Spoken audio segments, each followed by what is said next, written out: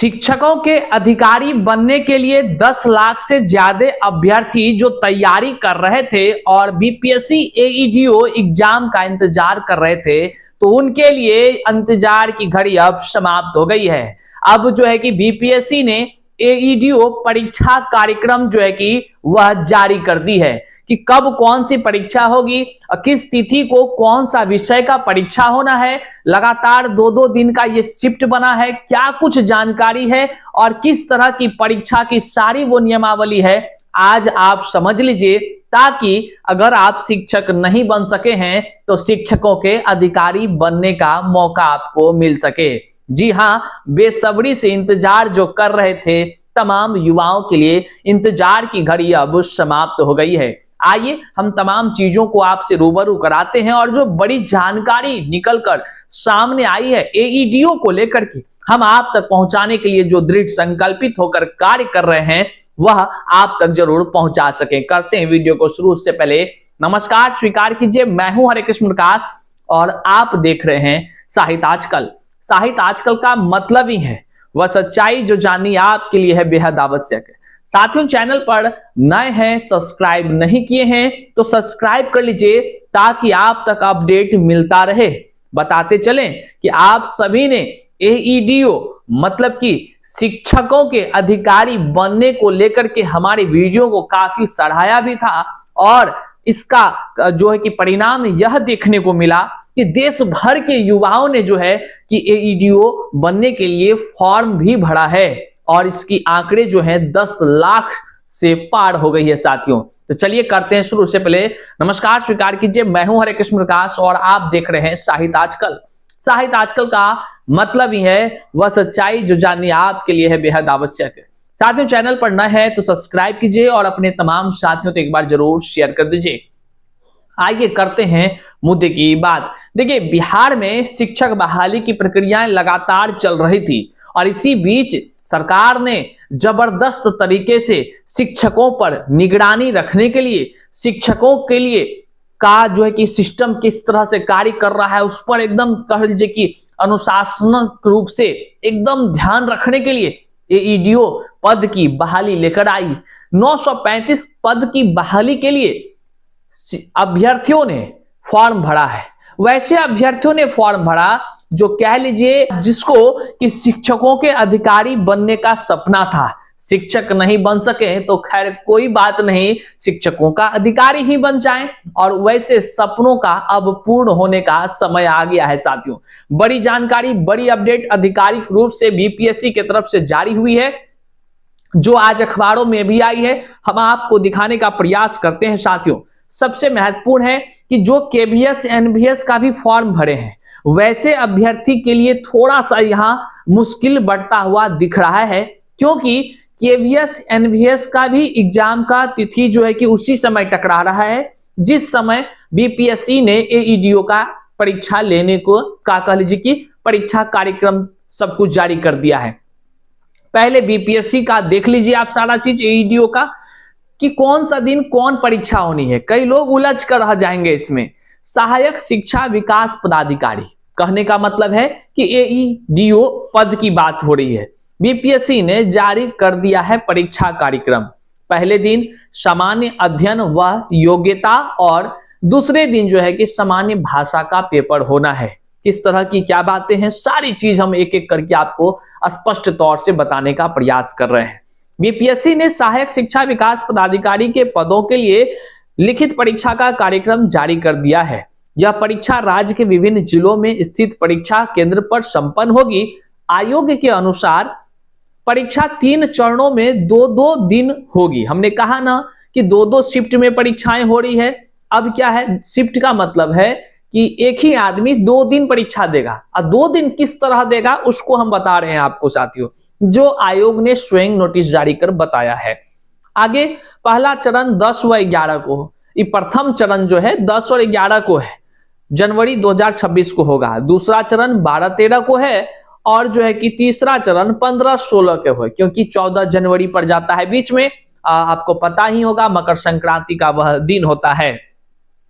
निर्धारित कार्यक्रम के अनुसार हर चरण में उम्मीदवारों को परीक्षा सुबह और दोपहर 2 शिफ्टों में ली जाएगी अभ्यर्थियों से और उन्हें देना होगा।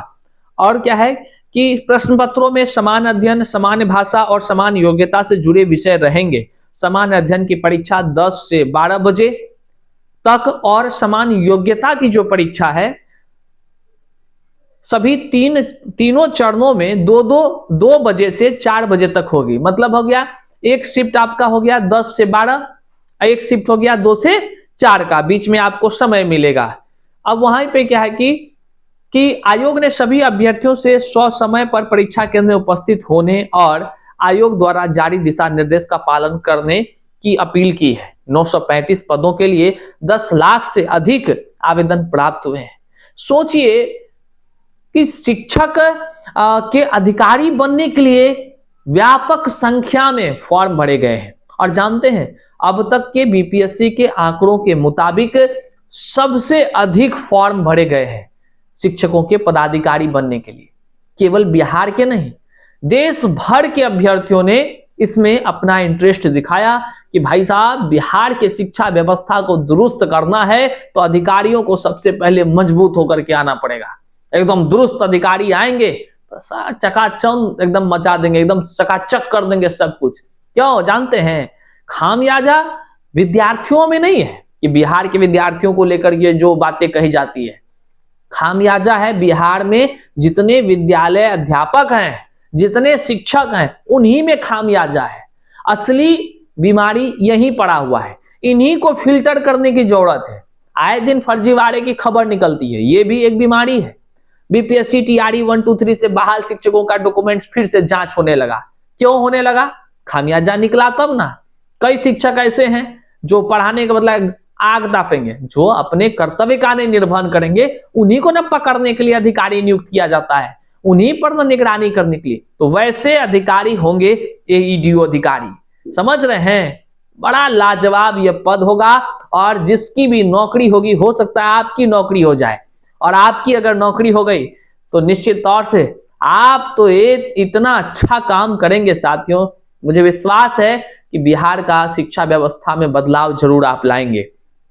अब आप समझिए, इक्वलाइजेशन ऑफ स्कोर की प्रक्रिया अपनाई जाएगी। अब जो रिजल्ट बनेगा ना, उसको समझिए कि कैसे बनेगा। है क्या? आयोग ने बताया कि तीनों चरणों की उत्तर पत्रिकाओं का मूल्यांकन एक समान मानक के तहत किया जाएगा। इसके लिए इक्वी परसेंटाइल इक्वेटिंग तकनीक के माध्यम से इक्वलाइजेशन ऑफ स्कोर की प्रक्रियाएं अपनाई जाएगी।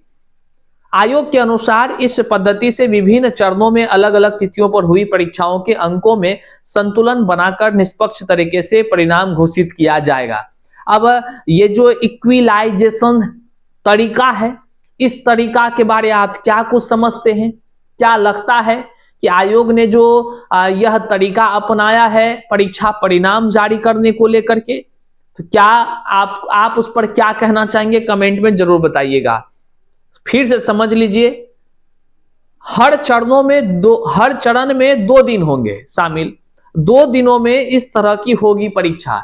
10 से 12 बजे पहला दिन सामान्य अध्ययन सामान्य योग्यता 2 से 4 बजे, दूसरा दिन सामान्य भाषा 12 से 2 के बीच होगा। तो साथियों, बेशक आप सारी चीजों को जान गए हैं।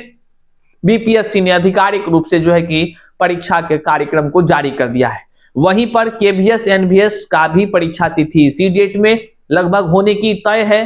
अब समझ से परे है कि ना तो बीपीएससी पीछे कदम कर रही है, ना ही केवीएस एनवीएस के जो केंद्र परीक्षा लेने वाले हैं सीबीएसई, वह पीछे हो रहे। अब देखना होगा कि आने वाले दिनों में क्या होता है, लेकिन आधिकारिक रूप से पत्राचार की प्रक्रिया एकदम जारी है। निश्चित तौर से कुछ न कुछ अभ्यर्थियों के हित में उचित फैसला तो विभाग को लेनी ही होगी। बहरहाल देखना होगा क्या 4 हजार रुपए के फॉर्म से भरे जाने वाले केवीएस एनवीएस के परीक्षा तिथि में बदलाव होता है, या फिर एईडीओ के जो फॉर्म भरे गए थे क्या बीपीएससी अपने परीक्षा कार्यक्रम में बदलाव करेगी? आपको क्या लगता है? कमेंट में जरूर बताइएगा। और कौन से परीक्षा आप देने जा रहे हैं? क्या केवीएस एनवीएस की देने जा रहे हैं या फिर जो है कि आप बीपीएससी एईडीओ देने जा रहे हैं? आप कमेंट में जरूर बताइएगा। इस वीडियो को जन जन तक शेयर कीजिएगा। चैनल पर नए हैं तो सब्सक्राइब कीजिएगा ताकि आप तक जो है कि हमारी जानकारी लगातार अपडेट पहुंचती रहे। बहुत बहुत शुक्रिया।